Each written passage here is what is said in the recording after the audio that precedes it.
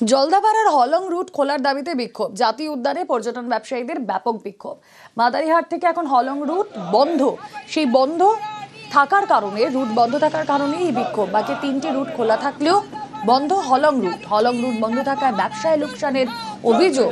হলং রুটের উপর নির্ভরশীল 700টি লজ, হোমস্টে, ক্ষতির মুখে 38 জন গাইডও। হলং রুট বন্ধ থাকায় ব্যাপক ক্ষতির অভিযোগ। আমরা কতদিন বসে এদেরকে দেবো মাইনে? আমাদের অবস্থা খুব খারাপ হয়ে গেছে। এই শিল্পের সাথে কত মানুষ, গ্রামের মানুষ এর মধ্যে যুক্ত আছে, তাদের কি হবে? তাদের কথাও কেউ ভাবছে না। এটা ভেবে যত তাড়াতাড়ি সম্ভব উচিত এই সাফারিটা চালু করা। প্রায় 15 দিন হতে চললো যেখানে জলদাপাড়ার মূল গেট বন্ধ। আমাদের তো রুজি রুটি বন্ধ হয়ে গেছে। এটার উপরে বেশ করেই কিন্তু আমরা থাকি, আমাদের কিন্তু আলাদা করে কোনো চাওয়া পাওয়া নেই। তো আমার অনুরোধ এটাই যে যত তাড়াতাড়ি সম্ভব এই অবহেলার দিক থেকে সরে গিয়ে যেন কিছুটা মর্যাদার সাথে এবং তৎপরতার সাথে জলদাপাড়ার যে মেন গেট, আমাদের যে মাদারিহাটের মূল এন্ট্রেন্স, সেটা যেন ওপেন করার ব্যবস্থা করা হয়। কাছেই গরু মারা, যখন তখন চাষের জমিতে ঢুকে পড়ে হাতি। ধান বাঁচাতে ময়দানে কৃষকরা, বিদ্যুতের টাওয়ারে ঝুঁকি নিয়েই রাত পাহারা।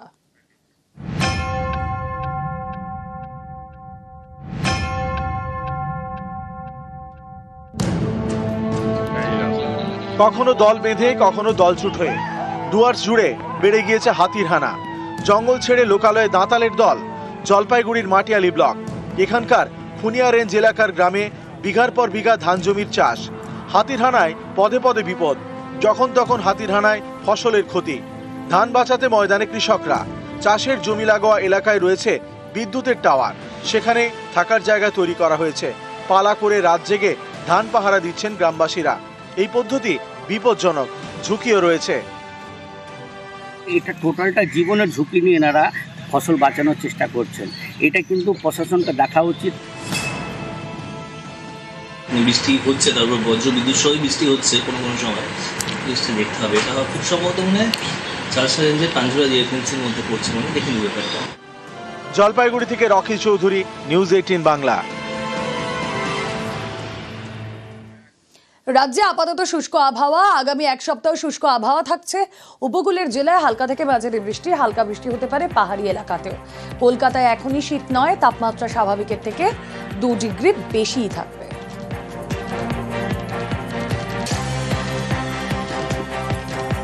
আগামী এক সপ্তাহ দক্ষিণবঙ্গ, উত্তরবঙ্গ 2 জায়গাতেই প্রধানত শুষ্ক ওয়েদারই থাকবে।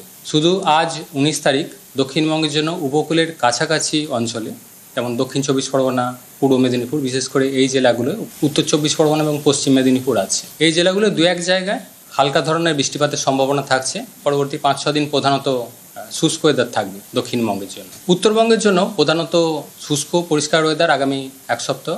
ইমিডিয়েট ঠান্ডা পড়ার মতো খুব একটা কিছু নেই, অ্যাটলিস্ট কলকাতা পার্শ্ববর্তী অঞ্চলের জন্য। তবে টেম্পারেচার, মিনিমাম টেম্পারেচার বেশিরভাগ জায়গাতেই দক্ষিণবঙ্গে আগামী এক সপ্তাহ স্বাভাবিকের কাছাকাছি বা স্বাভাবিকের থেকে বেশিই থাকবে। খাবো সেই ছবিটা একবার দেখুন ভালো করে। গলসির বিধায়ক, তিনি সামনে বসে আছেন আর তার সামনেই চলছে টাকা ভাগাভাগি। দেখুন একবার, টাকা ভাগ করছেন বিধায়ক ঘনিষ্ঠ নেতারা। টাকা ভাগাভাগি গলসি এক পঞ্চায়েত সমিতির 2 নেতা। সোশ্যাল মিডিয়ায় এই ভিডিও দিয়ে অভিযোগ বিজেপি নেতা।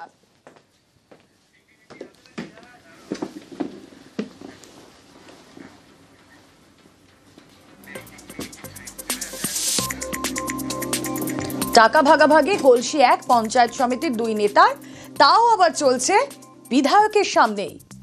শরদিন্দু রয়েছেন সঙ্গে। শরদিন্দু,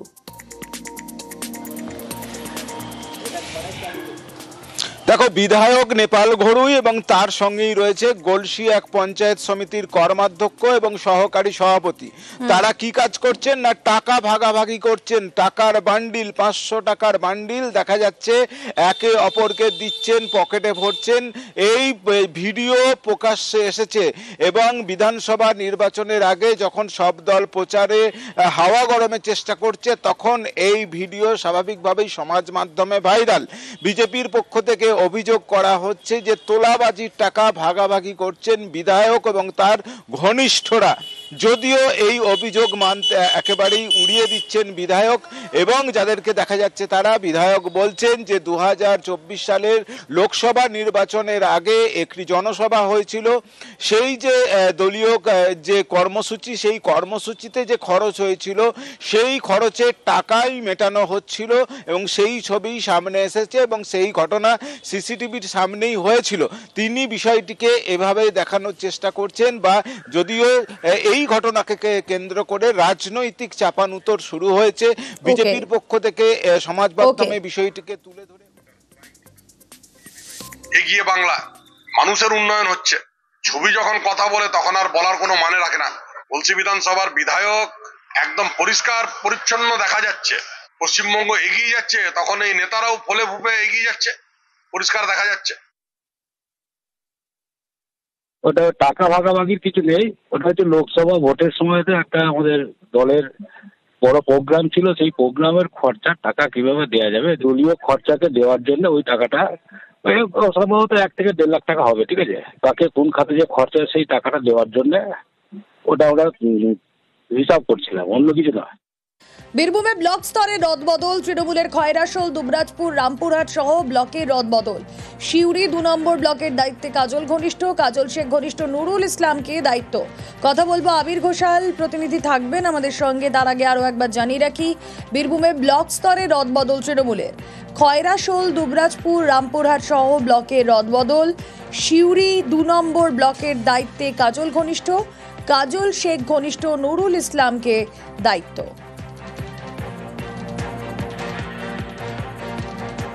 26-এর বিধানসভা নির্বাচনের আগে যেই সমস্ত ইস্যু নিয়ে উত্তাল রাজ্য রাজনীতি, তার মধ্যে অন্যতম অনুপ্রবেশ। আর এবার সেই অনুপ্রবেশ ইস্যুতেই 26-এর আগে শাহী তোপ। বিজেপি শাসিত গুজরাট, রাজস্থান, অসমে অনুপ্রবেশ হয় না বলে দাবি। বাংলায় ভোট ব্যাংকের রাজনীতির জন্য অনুপ্রবেশকারীদের স্বাগত জানানোর অভিযোগ তুলে বাংলায় সরকার বদলের ডাক। এক্স হ্যান্ডলে পোস্ট অমিত শাহ।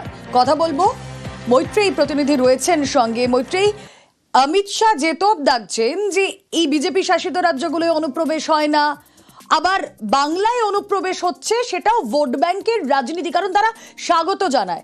তৃণমূল তো এই নিয়ে বলছে স্বরাষ্ট্রমন্ত্রক, এই সীমান্ত কার দপ্তর? অমিত শাহর দপ্তর। একেবারেই বুঝুন না, দেখো এর আগেও একাধিকবার যখনই অনুপ্রবেশের ইস্যু উঠেছে তখন তৃণমূল কংগ্রেসের তরফ থেকে কিন্তু বারবার এই অভিযোগে তোলা হয়েছে যে অনুপ্রবেশ আটকানোর মূল দায়টা কিন্তু যারা সীমান্তরক্ষী বাহিনী, অর্থাৎ যে বাহিনী একেবারে স্বরাষ্ট্র মন্ত্রকের অধীনে, স্বরাষ্ট্রমন্ত্রী অমিত শাহর অধীনে, সেই বাহিনীর দায়িত্ব। কিন্তু অমিত শাহ সেই বক্তব্যকে কিছুটা এড়িয়ে গিয়ে তার বক্তব্য হচ্ছে যে সীমান্ত, এত দীর্ঘ সীমান্ত রয়েছে, সেই সীমায় অনুপ্রবেশ আটকানো 100% সম্ভব নয়। ফলে তার দায়টা কিন্তু পুরোটাই দিচ্ছেন হচ্ছে রাজ্যগুলির ওপরে। তার বক্তব্য যে রাজ্যগুলিতে তারা এই অনুপ্রবেশকারীরা যখন ঢোকেন তখন তাদেরকে স্থানীয় যে পঞ্চায়েত প্রধান বা থানা তারা জানতে পারে, তাদের জানা উচিত এবং তাদেরই আটকানো উচিত। কিন্তু পশ্চিমবঙ্গ এবং ঝাড়খণ্ড, যে সমস্ত রাজ্যে বিজেপি সরকার নেই, সেখানে নাকি এই অনুপ্রবেশকারীদের রেড কার্পেট বিছিয়ে দেওয়া হয়। তার কারণ তাদেরকে ভোট ব্যাংকের জন্য ব্যবহার করা হয়, তাদেরকে ভোট ব্যাংকের রাজনীতি করা হয়, সেই কারণে অনুপ্রবেশকারীদের এখানে ঢুকতে দেওয়া হয়। ফলে একেবারে অমিত শাহ তোপ রাজ্যকে যে এই রাজ্যের সরকার বদলে দিতে হবে অনুপ্রবেশকারীদেরকে আটকানোর জন্য, অর্থাৎ সীমান্ত রক্ষা বাহিনীর সে অর্থে ভূমিকা অতটা নেই যতটা সরকারের ভূমিকা আছে, এটা তার তোপ। ওকে। অনুপ্রবেশের ফলে যদি জনবিন্যাস বদলে গিয়ে থাকে সেটা একমাত্র বোঝা যায় যদি সেন্সাস হয়। কেন্দ্রীয় সরকার কেন 2021 সালে পেন্ডিং সেন্সাসটা প্রকাশ করেনি, তাহলেই আসলে খেলাটা ধরা পড়বে। দেখা যাচ্ছে বর্ডার লাগোয়া সব অঞ্চলগুলোতে বিজেপি লোকসভায় সিট বের করছে। অনুপ্রবেশের ফলে যদি কেউ বেনিফিট হয়ে থাকে, এটার নাম ভারতীয় জনতা পার্টি। এই অপদার্থ স্বরাষ্ট্রমন্ত্রী দেশের লজ্জা, অবিলম্বে ওর নিজের পদত্যাগ করা উচিত। সেটা না করে অন্যের ঘাড়ে দোষ চাপানোর খেলা খেলছে। এই রাজনীতির জবাব বাংলার মানুষ দেবে।